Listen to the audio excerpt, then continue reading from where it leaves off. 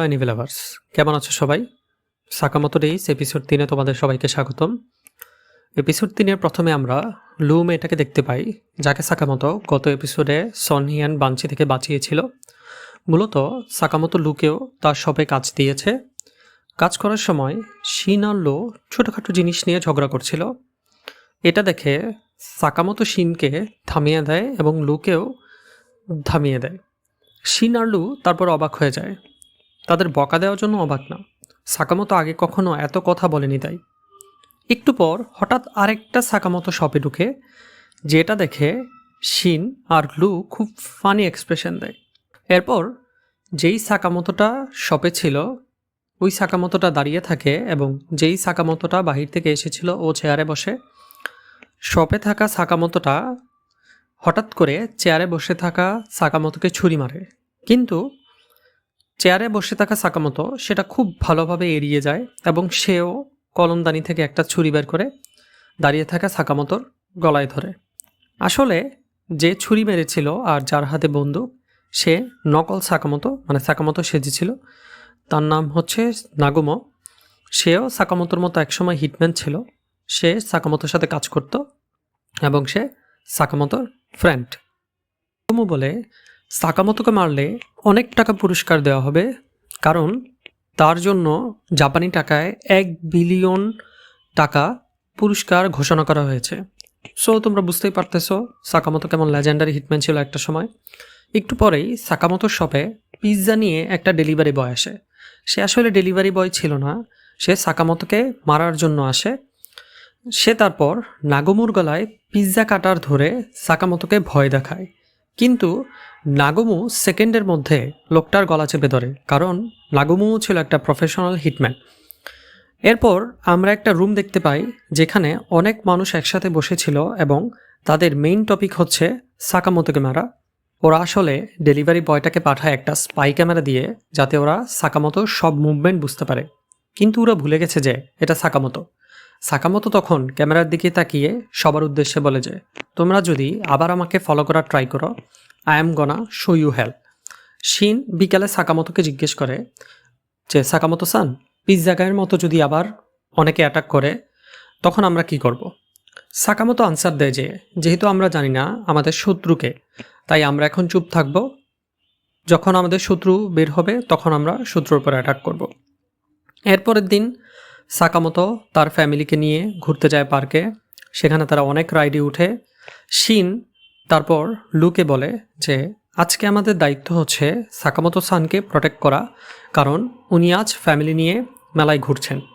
কিন্তু শিন চিন্তায় পড়ে যায় যে সে কিভাবে এনিমিকে খুঁজে বের করবে, কারণ মেলায় অনেক মানুষ ছিল, এনিমির মাইন্ড রিড করে ফেলতে পারে এবং সাকামোতোকে সাবধান করে দেয়।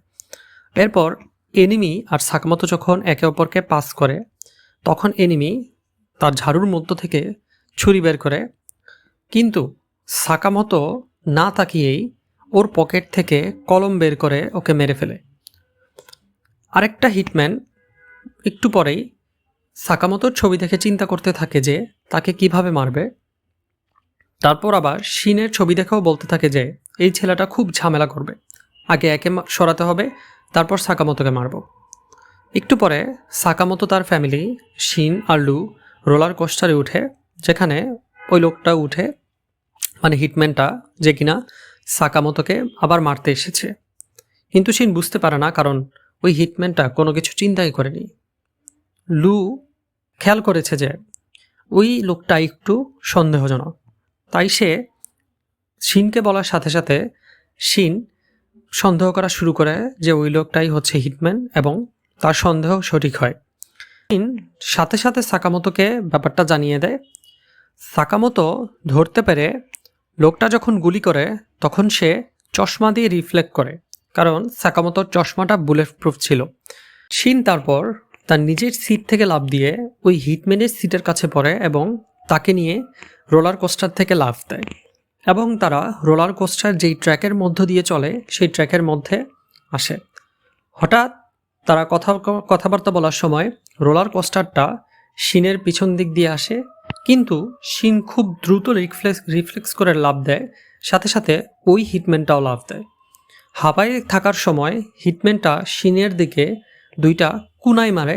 যেহেতু শিন হাওয়ায় ছিল তাই তার পক্ষে 2টা কুনাই ডজ করা খুব কঠিন ছিল, তাই একটা তার পায়ে লাগে। আসলে ওইটা বিষ মাখা কুনাই ছিল।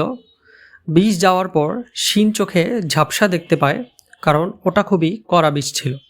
শিন তারপর হিটম্যানটাকে মারা ট্রাই করছিল, কিন্তু কিছুতেই পারছিল না, কারণ সে চোখে দেখতে পারছিল না হিটম্যানটা কোন দিক দিয়ে মারছে, কোন দিক দিয়ে যাচ্ছে। সে ক্লু খুঁজতে ছিল যে কোথায় তাকে মারবে।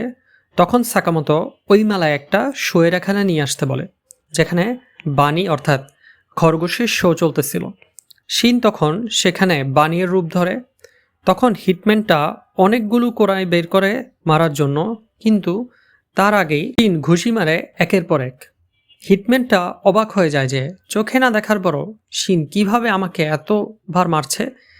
আসলে সাকামোতো গ্যালারি থেকে শিনকে দিক নির্দেশনা দিচ্ছিল যে কোথায় কোথায় মারতে হবে। আর শিন যেহেতু মাইন্ড পড়তে পারে, তাই সাকামোতো মাইন্ড মনে মনে বলতেছিল যে এই ভাগ এইখানে মারতে হবে, ওই জায়গায় মারতে হবে না, এইখানে মারতে হবে। শিন খুবই সহজে ওটা পড়তে পেরে সে মারতেছিল। আসলে এইখানে নিয়ে আসার মূল উদ্দেশ্যই ছিল যে সাকামোতো শিনকে ইনস্ট্রাকশন দিবে আর শিন মারবে। এরপর শিন একটা বড় লাথি মারে ওই হিটম্যানটার গায়ে এবং ওই হিটম্যানটা মাটিতে পড়ে যায়।